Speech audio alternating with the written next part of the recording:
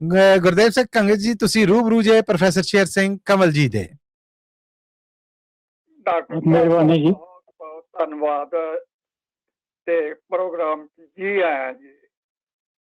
ਤੁਹਾਡੀ ਬਹੁਤ ਮਿਹਰਬਾਨੀ ਜੀ।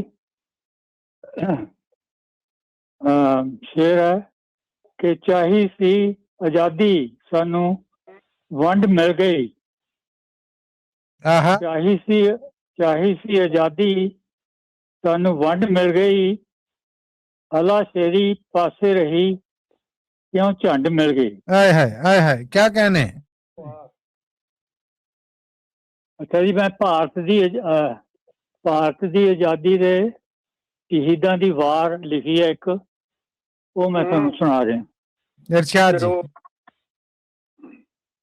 ਵਾਰਾਂ ਹੁੰਦੀਆਂ ਜਿਹੜੀਆਂ ਉਹ ਜਿਹੜਾ ਚੜ੍ਹਦੀ ਕਲਾ ਚ ਹੁੰਦੀਆਂ, ਇਸ ਲਈ ਮੈਂ ਤੁਹਾਡੇ ਨਾਲ ਸ਼ੁਰੂ ਕਰਨਾ, ਪਰ ਮੈਂ ਫਿਰ ਢੱਡ ਵਜਾਉਣੀ ਚੜ੍ਹ ਦੇਣੀ ਹੈ।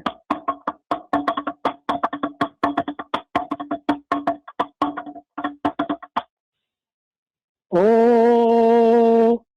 ਚੜ੍ਹਦੀ ਕਲਾ ਚ ਰਹਿ ਕੇ ਡਰੇ ਨਹੀਂ ਮੌਤ ਕੋਲੋਂ, ਰਸਤਾ ਗੁਲਾਮੀ ਵਾਲਾ ਰੋਕਿਆ ਸ਼ਹੀਦਾਂ ਨੇ। ਚੜ੍ਹਦੀ ਕਲਾ ਚ ਰਹਿ ਕੇ ਲਾਹੌਰ ਅਤੇ ਦਿੱਲੀ ਵਿੱਚ, ਲੰਡਨ ਅਸੈਂਬਲੀ ਚ ਜ਼ਾਲਮਾਂ ਨੂੰ ਭਾਜੀ ਮੋੜ ਝੋਕਿਆ ਸ਼ਹੀਦਾਂ ਨੇ। ਚੜ੍ਹਦੀ ਕਲਾ ਚ ਰਹਿ ਕੇ ਦੇਸ਼ ਦੇ ਗੁਜ਼ਾਰਾਂ ਨੂੰ, ਲੋਟੂ ਸਰਕਾਰਾਂ ਨੂੰ ਵੱਖ-ਵੱਖ ਢੰਗਾਂ ਨਾਲ ਠੋਕਿਆ ਸ਼ਹੀਦਾਂ ਨੇ। ਚੜ੍ਹਦੀ ਕਲਾ ਚ ਰਹਿ ਕੇ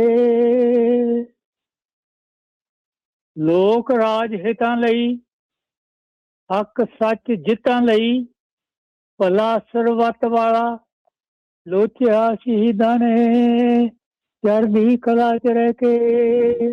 ਵਾਹਿਗੁਰੂ ਜੀ ਕਾ ਖਾਲਸਾ, ਵਾਹਿਗੁਰੂ ਜੀ ਕੀ ਫਤਿਹ।